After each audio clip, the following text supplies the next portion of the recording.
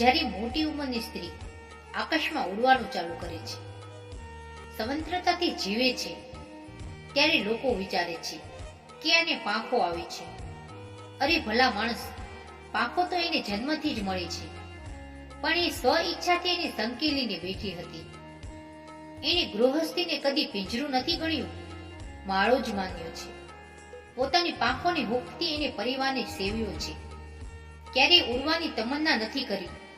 પણ આ મુકામ પર જ્યારે પક્ષીઓ જ ઉડી ગયા છે, તો હવે એ પણ જરા પાંખો ફડફડાવે તો ખોટું શું છે?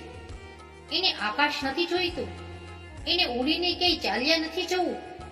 એને તો બસ થોડી અમસ્તી મોકળાશ જોઈએ છે. તો તમારા ચાપેલા સમયના ટુકડા મનગમતી પ્રવૃત્તિથી ભરવા માટે એક ટુકડો અવકાશ માંગે છે. તો શું એ કંઈ વધારે માંગે છે? એને થોડું ખીલવું છે, થોડું ભૂલવું છે, થોડું વહેવું છે, થોડું ઉડવું છે અને થોડું કહેવું છે. કણકણ થઈને વિખરાઈ જવું છે આ આકાશમાં. પવનના વેગથી પણ વધુ ઝડપથી ફેંકાઈ જવું છે દૂર દૂર સુધી. લોભ મંસરની આ દુનિયામાં જીવ ઘૂંટાય છે મારો. મારે તો જ્યાં મંદડાની મોજ પડે તેવા ખુલ્લા આકાશની દુનિયામાં છુપાઈ જવું છે. જય શ્રી કૃષ્ણ. રાધે રાધે.